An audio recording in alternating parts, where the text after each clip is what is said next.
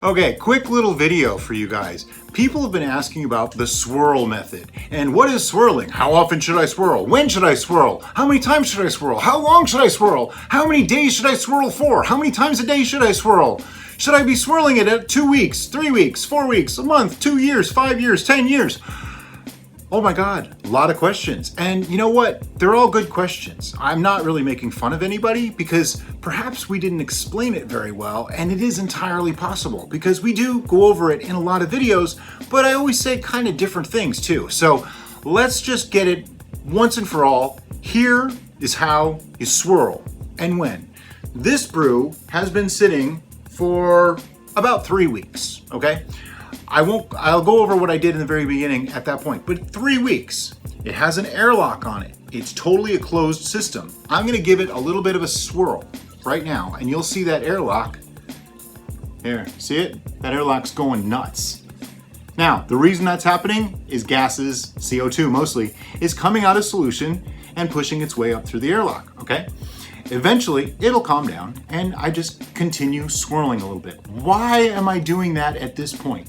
That's a really good question. At this point, I'm doing it to degas that brew just a little bit, to let off some of the waste products that the yeast produce so that it can ferment a little bit further. Now, last we checked this one, which you haven't seen this video yet, it's coming soon. It was at 1.018, and that was like 6 days ago.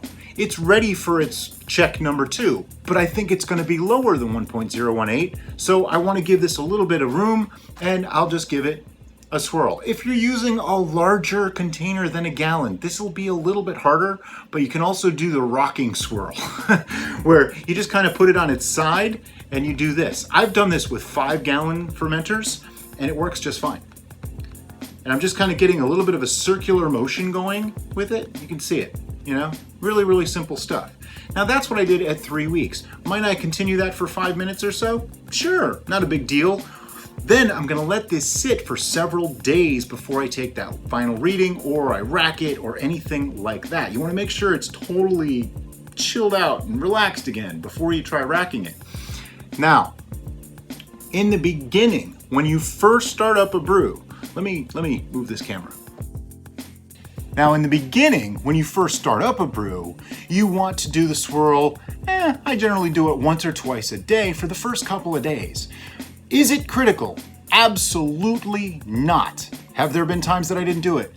Absolutely. I forget all the time. It's not that big of a deal. All it really does is it helps it along. It keeps things in suspension and it gets some of the gases out. You're never gonna fully degas it using that method. It just really isn't gonna work that way, but it does help a little. It's just not that important. If you forget, don't worry about it.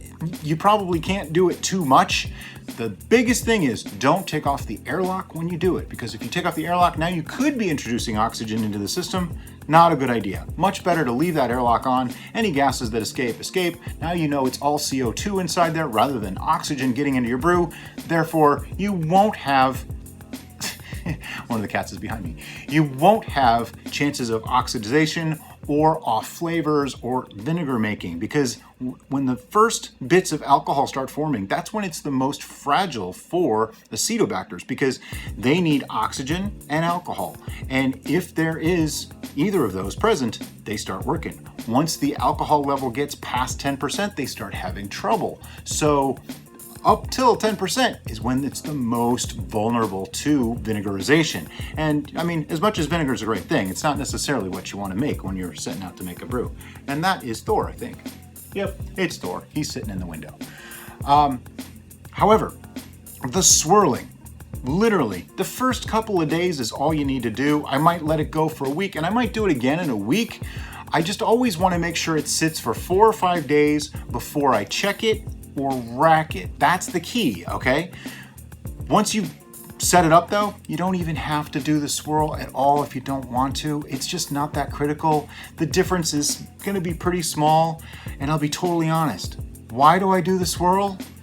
Because I just like messing around with the brews sometimes. You just wanna do something. You have to touch it and feel it and play with it and do something. That's half the reason why we do things like that. It's really, the benefit is really, really tiny, but we like to tell ourselves that it's very helpful. Now, does it really help? Yeah, a little tiny bit, just a little bit. It's not a big deal. If you don't do it at all, you're probably never going to have a problem as a result of not doing it, just to be totally honest. So if you have 20 brews and you're going away for a month, let them sit. It doesn't matter. Come back, they'll be just fine, as long as your house doesn't freeze or go past, like, say, 120 degrees while you're gone. That's the biggest things you need to worry about. But anyway, that's all I got for today, guys. If you like this video, look up. There's another one up there. You might like that one too. Thanks for watching. Have a great day.